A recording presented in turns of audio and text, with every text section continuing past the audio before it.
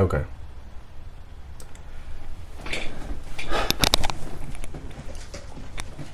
One, two, three, 4, 5, 6. This should easily be the worst year of my life. On paper, this is easily the suckiest time for me. At least it should be. I've had a pretty eventful year. For some reason, I don't know if it's somebody watching over me kindly from above or whatever it is. It's not the worst year of my life. To get into detail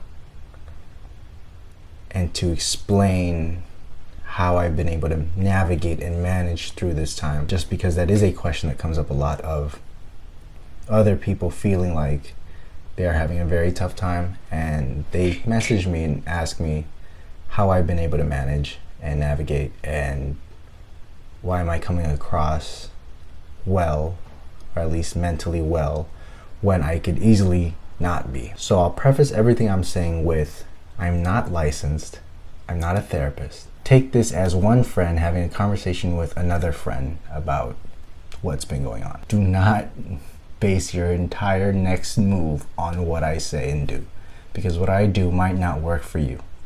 And if it does, I'm glad. If it doesn't, I warned you, I guess. I don't know. So let's get down into it. At the beginning of the year, I had gotten out of a relationship. That was a pretty long-term relationship. At least it felt like it.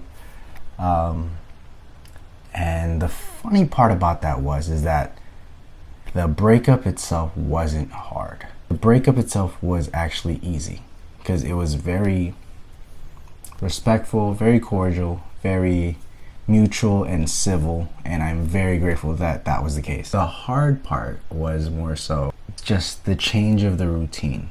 You do something the same way for half a decade, you feel like your life is pretty set in stone, and then a curveball gets thrown, and now it's more so not knowing what to do next. That was what was scary. That was difficult. But it wasn't losing the person.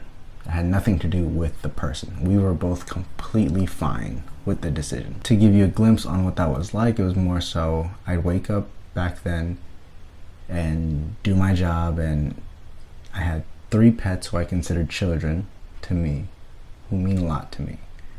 And to not have that for a period of time was difficult. To have to move into a completely new place, feeling alone, but not alone in terms of like wanting companionship, but in terms of just mentally, I am here on an island by myself. That was difficult. And now I have to kind of figure out what comes next, and that was stressful. I'm gonna also sound pretty repetitive, just trying to dial back and think of this year that I've had. Then after moving, there was stuff that happened in between there that was extremely stressful and extremely just strenuous, and it was just a lot. And I don't want to go into detail about that, just because, like, simply put, I don't feel like it. But there was that portion of time, and dealing with that, things in my personal life, there was things in family life. Fast forward a couple months later, losing somebody and dealing with the passing of somebody very significant in our lives. That was hard. That was very hard, especially because that came at a time where things felt like they were progressing, and it felt like things were starting to shift in the direction that I was excited for. And to have to, when I got the news of that, it felt completely debilitating. It felt like I was back at square one. And now you're just filled with this overwhelming anxiety about everything. Like, you start to question and doubt yourself of like, dude, I'm trying to do everything I can to try to figure this out, and I keep taking all these punches and punches and punches, and I just digging this hole deeper and deeper and deeper. What, does it ever end? Does it ever stop? And you're just kind of, the energy level to keep going and keep running this race just gets really draining. It got really draining for a while. So there was that. Dealing with all those things, feeling like I was by myself a lot, having to deal with those things, was pretty terrifying. Honestly, it was really scary. Not that I was afraid, it's just more so just this feeling of emptiness, and nothing was filling whatever void was missing. And the void wasn't, I'm always going to divert back to this because this is what people will always go back to and try to contradict. The void was not and is not a relationship. Because one, I'd be doing whoever I was with a disservice if I were to try to get in a relationship at that point in time. Because I would have been terrible. I genuinely would have been a terrible partner if I got into a relationship at that point in time. Because from January to maybe May or June, I was acting purely upon impulse. I was making a lot of impulsive decisions that I knew that if I was sane and if I was okay, I probably wouldn't have made that decision. Not to say that those are things that I regret. That was all after I got out of the relationship. Those things were going to come up regardless because I had gone through a long time of not dealing with what I had to deal with, all the issues that I had to take care of that I just never did, and they all eventually came up when I had the time and space to think about them. And then I had no hold on the steering wheel when they came up. We're gonna dial this back, and the year would be 2018. 2018 was the first year of doing social media full-time, making content full-time, in a relationship at that time too. In 2018, I don't know why it happened at the time, but I was going through a lot of stress, and stress at 2018, I was about 20 years old. Stress for a 20-year-old really doesn't sound like much in comparison to like now. But at that time, I had a different capacity level. That's why I never laugh at the amount of bullshit somebody can handle or can't handle, because you don't know their level of capacity. But at that time, I was at my limit. I was at my breaking point, and I was even past that, to where I took myself to a psych ward. And I'm very proud of myself for walking myself into a psych ward and thinking that that was just gonna fix everything, when in actuality it felt nice to get cared for, I guess, or treated for something like a mental illness, but it just prolonged it because I knew how to get out of the psych ward when I felt like leaving, because I'm very devious. I am a thinker. That's what I do. So when it was time for the checkup to leave, I knew exactly what to say and do to get myself home. Then I was referred to a psychiatrist. And then through that, again, this is still 2018. Through that, I started seeing a psychiatrist, and I was obviously diagnosed with, your regular, and I'm not saying this to downplay it, I don't mean to sound like that, but I got diagnosed with like anxiety and depression, all those things. And I was like, okay, cool, I kind of knew that already. I kind of chuckled about it. I was like, I kind of knew that already. So now what are we going to do about it? So then this is the first time I've been prescribed medication.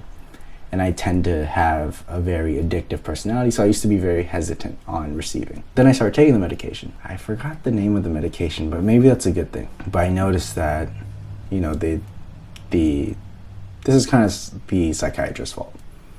They would just kind of let me do and say what I wanted, and I would get prescribed medication even though I still had medication. I would just make it seem like I ran out or something, or the dosage was off. And that's because I began abusing my antidepressants and stuff like that. And I was so great at hiding that close friends and loved ones, nobody knew.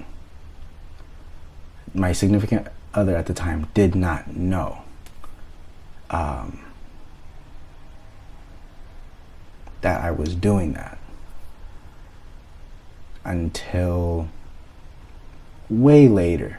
Like, we're talking potentially a year later, that I came to grips with telling people that I felt the need to tell. And this is all while I am making YouTube videos and making content at that time. Around August to October, it was around that time where I started abusing those things.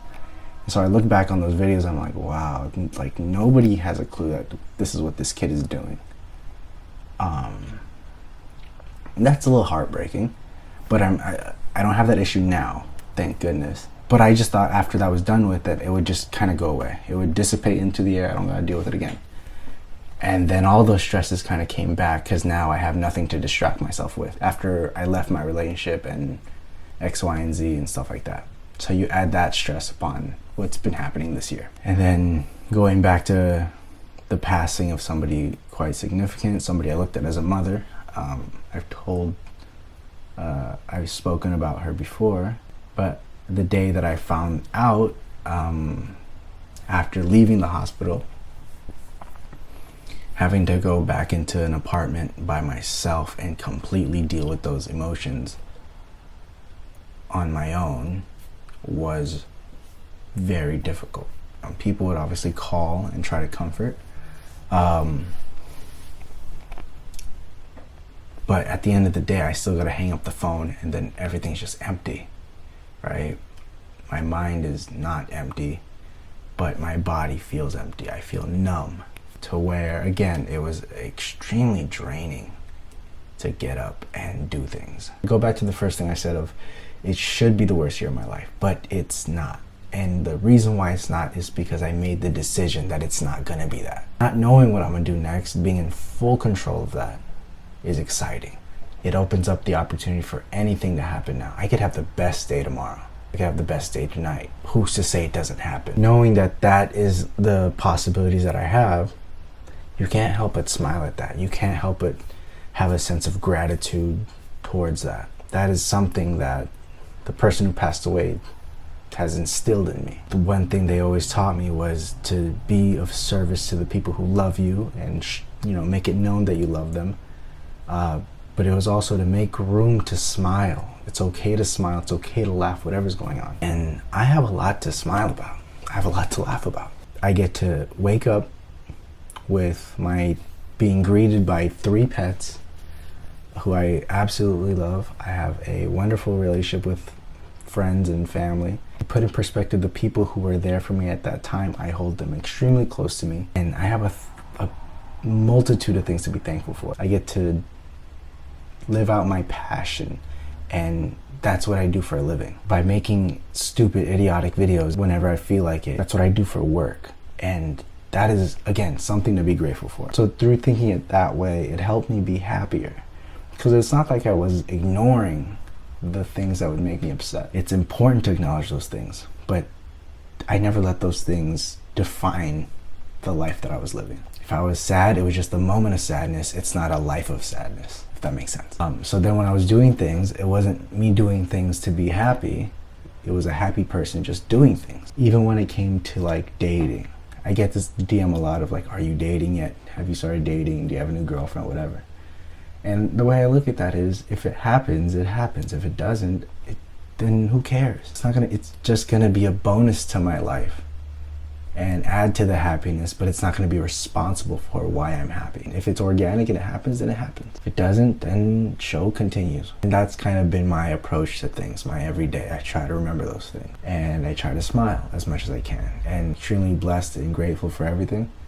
Even to the point where, and I'll use this portion because we're nearing the end of the video to provide some news. These shirts are coming out. There's a back to it. I don't feel like getting up. November 7th, we are officially releasing these shirts. Hey, so this was obviously pre-filmed because we're way past November 7th. It's November 16th. But to reiterate, shameless plug, I don't care. I run this channel. These shirts are on sale still. Yeah. This is a large. I cropped this one, as you can see. So if you get it, it won't be cropped. Feel free to crop it. Have fun with it. Would really appreciate it if you guys checked it out. I really do. And to everybody who's already purchased a shirt, thank you wholeheartedly. Thank you so much. The website is 8, then spell it 31.co. If you want to support me, the best way to do it is that way. Again, thank you very much. I do appreciate it. But this is actually the first day out of the week that I'm not wearing a shirt that is mine. Have fun with that. Anyways, back to this idiot saying some more shit. I'm extremely excited about it. This is something I've always wanted to do for a very long time. And again, I wouldn't be able to do something like this if I wasn't so blessed and lucky to have the people that watch these videos support these videos. And I will continue to do my best to be happy. And in closing, This is the most eventful year of my life, but it's not the worst. Thank you all for everything. Thank you for continuing to laugh at my stupid jokes. Hope I can continue to do that for as long as I can. I will probably take mental health breaks here and there. Again, thank you for everything. I truly do appreciate it. I hope you know that. Yeah, links for everything will be down in the description. I hope this video isn't too long and it wasn't just a bunch of babbling. Maybe we'll do another one of these sit down and talk videos. People tend to like those. Yeah, make sure you drink water. That's always a good one. That's a good quote of the day. Drink water. It's good for your skin and good for your body. You can tell that's Tallulah taking a nap. Tallulah. Max taking a nap. And then I think Harry might be in the living room taking a nap by herself. Anyways, I'm going to go be a father to my 3 children.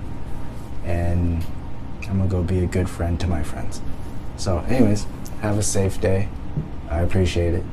And